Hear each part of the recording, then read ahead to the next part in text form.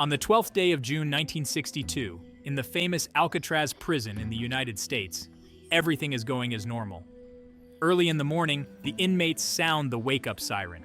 Everyone gets out of bed, but the inmates in 3 cells don't bother to get up.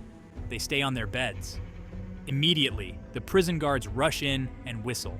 They call each one by name, but they don't move. Their bodies are poked and moved with the stick in hand, but there is no movement.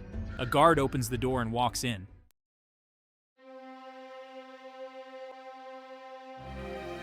Then with a loud shout, he pulls the blanket on top of them, and then they realize the shocking truth that there is no prisoner there, only a dummy. Alcatraz is a maximum security prison that America has boasted to the world with similar arrogance. Alcatraz is a prison so strong that no unborn human can break through this fortress.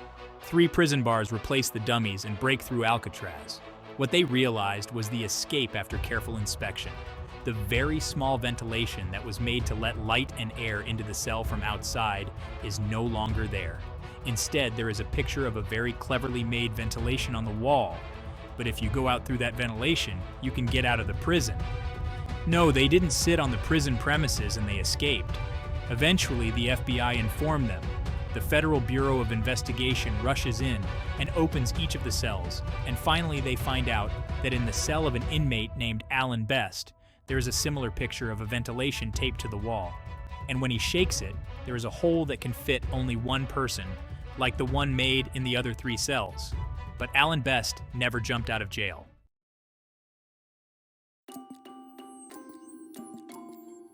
Alan Best is then questioned by a surprising amount of information. What happened there was the completion of a plan called Escape from Alcatraz that came to the head of a brilliant criminal named Frank Morris. But unfortunately, Alan Best was not able to successfully complete the task. It is the largest maximum security prison. The United States Federal Bureau of Investigation, who boasted that it was surprising how they managed to break through such a secure prison. Why did Alan Best refuse to escape at the last minute? What happened to these prisoners who jumped the prison? These are the things that we are going to check.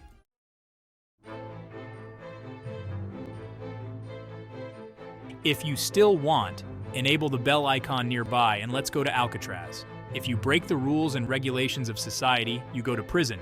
But if you break the rules and regulations of the prison, then you will be sent to Alcatraz. It was a phrase that the American government proudly proclaimed to all citizens. Of course, an important reason for saying so is that the prison is located about 125 miles from San Francisco in the USA.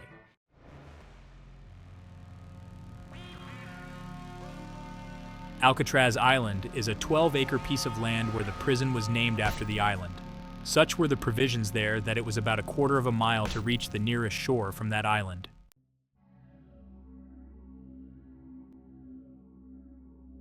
Not only do you have to do it, but the specialty of this sea is that huge waves are constantly crashing, and unlike normal, the water is extremely cold. Extreme cold will lead the body to a state of hypothermia, and death will occur.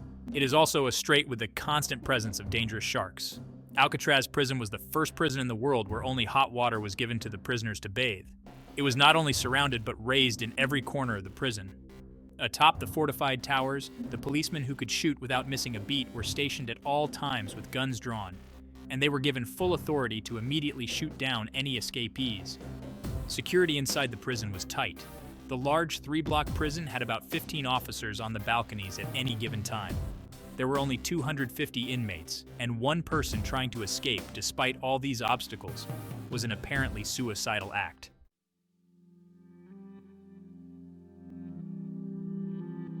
In the 29 years since Alcatraz was built, 36 prisoners have attempted to escape in 14 attempts. Of these, 23 were captured, 6 were shot dead, and 7 died by drowning.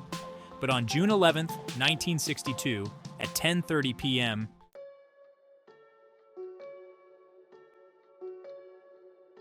Frank Morris, Clarence Anglin, and John Anglin, twin brothers, escaped in this famous jailbreak with no evidence. A man named Frank Morris was described as the mastermind of this jailbreak. Abandoned and orphaned by his parents at the age of 11, he grew up on the streets. At the age of 13, he had his first crime report, possessing a gun and threatening people with it. Many started money laundering and drug dealing. His crimes increased in severity as he got older, and he was finally caught while robbing a bank. He was imprisoned in a prison called Angola in the United States. Angola was also set up with high security, which is why this prison was known as the Alcatraz of the South. But soon, he escaped by making a hole in that prison. He was back in police custody after a year of committing crimes.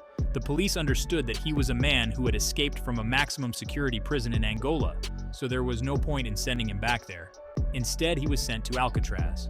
After getting caught, the two were transferred to Alcatraz, and a car theft occurred in the United States. A related prisoner, Alan Best, also came to Alcatraz with similar problems. At Alcatraz, each convict was given a small jail cell with all the basic facilities, including playgrounds, libraries, and recreational facilities, as well as the opportunity to work and earn income. Alan used to do it with the prisoners. Best, on the other hand, would have known most of these jobs.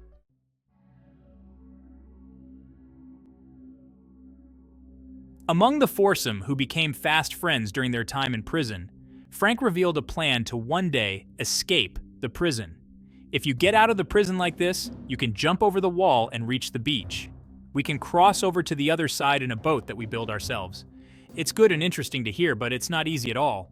First, we have to break through the prison cell we live in and get out. The first thing we need to do is find a small ventilator inside the prison cell. It's inside an 18-inch thick concrete beam, so we need a shape to fit our bodies around it. The hole must be made. The ventilator must be stirred and moved. Precise plans on how to implement it were explained by Frank Morris. The guards walk around the front of the prison cells 24 hours a day, and during this time, concrete cannot be drilled. Not only will it make a sound when drilled, but anyone can see these drilled spots from the outside. The initial plan was to steal spoons from the kitchen that could be hidden in clothes and cardboard when going out for work and recreation. A few paints were available.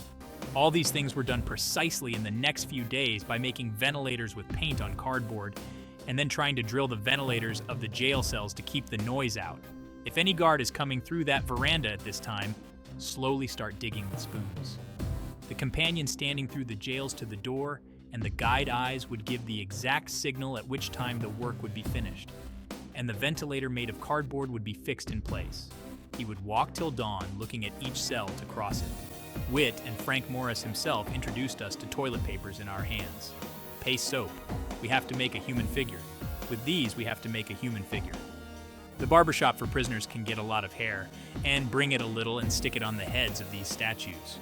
Once the statues are placed on the bed with a blanket on the night of the prison break, suddenly, we are there for the guards who shine torches inside the prison. No one will understand. So, constant hard work over a period of 6 months, the ventilator was shuffled to make a hole for someone else to enter, and they made dummies to replace them.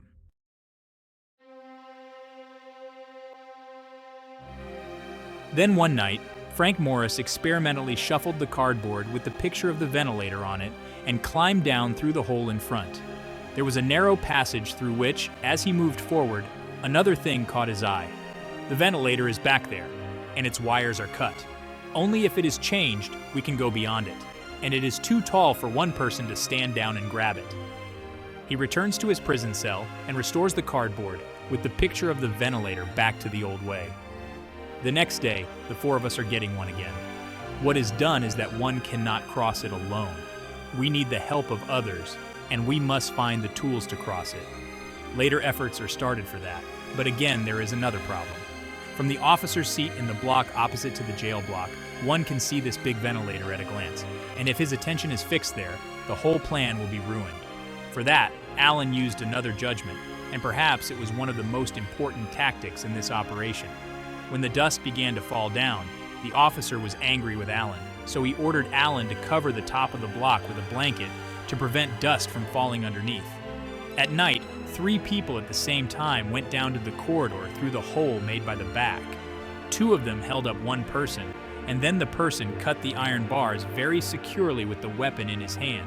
Then the 3 returned to their cells.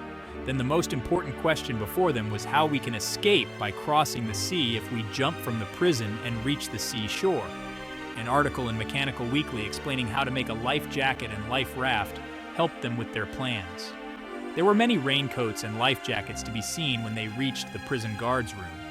They stole more than 50 raincoats from the prison and tore them up. So the plan was to make a raft and life jackets. They needed a place to safely hide so many raincoats and the tools needed to make them. For that, the place they chose was the top of the prison block. Each jacket they stole was delivered there. Keep going, but again the question, what is left is, can air be filled in these plastics that are stitched together like this? Won't the air that fills the gaps in the stitching go out right away? Frank Morris himself saw the way that the smoke from a fire in the kitchen exits through a pipe. The pipe is very hot. They then built a 6-foot wide and 14-foot long boat out of stolen plastics and safely hid it on the top of the block. How can you fill such a big boat with air? It is very difficult. For that, a musical instrument called concertina was found. The 133 also means that Morris's IQ level was above 133 recorded in prison. If you look at people with an IQ between 155 in the world, you still only get 5% of them. Frank Morris was one such highly intelligent criminal. 3 people descend into the back corridor, and the 3 walk forward to the next ventilator, climbing up to the top of the prison through the pipe that was in front. While all this is happening, there is only one person left in the prison cell. It was Alan West. He was the only one who couldn't get out because a prison guard was constantly walking past his prison cell. The 3 jailbreakers waited for Alan West for some time. Time is crawling forward, not knowing what happened to Alan West. Even small mistakes can lead to big danger or missing out on going to jail. There was no time, so the 3 of them decided to move forward. They climbed down through the pipe in front of them and sneaked through the places where the security guard's attention was not immediately reached. Finally, those who had jumped the main wall of the prison came out. At this time, Alan busted the security guard's eyes and went out from inside the cell, through a narrow corridor to the bottom of the cut ventilator that was nearby, but one person alone. The place where the ventilator was above the height where he could jump, and he tried several times but failed. He realized that his accomplices had escaped, and finally, the helpless Alan West returned to his room. By this time, Frank Morris and the Anglin brothers, who had jumped from the prison and reached the beach, filled the boat with musical instruments and then broke through the thick darkness.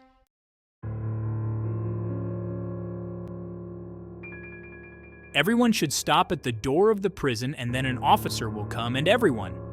This was his method when everyone got up and the light was on only in the cell of the Anglin brothers and Frank Morris. A prison officer came to the door of the cell and shouted loudly that there was no movement. Then he whistled, and there was no response. He tried to wake up the man in bed with the stick in his hand, and suddenly he was startled and turned backwards and rolled his head and fell down. Knowing this, the search was started in the corner of the prison, and within seconds, the Coast Guard too. A helicopter flew in and began a detailed search, scouring all areas of the surrounding sea, but no trace was found. What shocked the FBI officers the most during the search was a sight behind the blanket at the top of the prison block, which looked like a spare parts store. Another similar share is jail. They had left the bus for Alan next to the block, so it was easily identified as belonging to the prisoners who had jumped the prison. Despite the arrest of the accused and the investigating agency closing all the loopholes after hearing the name, no information was received about this mob after 3 days.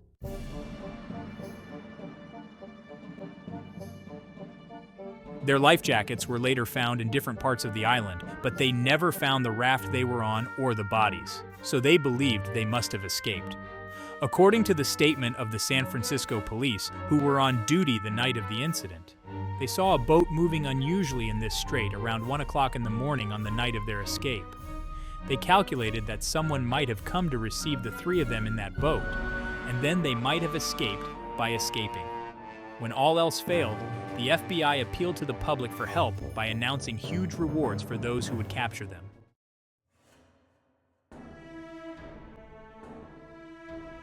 The public loudly ignored these requests for help because the public took the news that 3 people had jumped from a high-security prison where no human could ever jump as a joke. Even though there was no result, but all these times the family members were many. In 1973, when the Anglin brothers' mother died, the FBI kept an eye on the Anglin brothers' mother until after the funeral, but were unable to find anyone.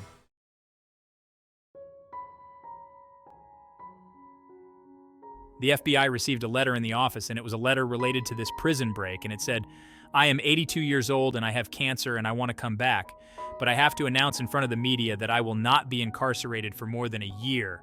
And not only that, I have to get the government treatment that I need." John Anglin then sent this letter to the FBI.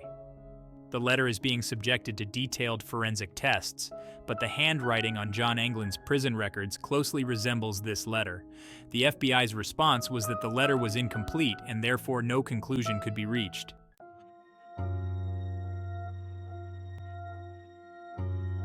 Then, from 1962 to 1979, the FBI traveled around the world with this case, and finally they came to a conclusion that these three individuals did not make it to the other side safely. They died at sea, and their bodies may have washed into the Pacific Ocean. For 15 years, no information about the accused in the investigation was received. The investigation was then taken over by the United States Marshal Service on the 27th of 1979. The truth is that there has been no significant progress in the investigation until now.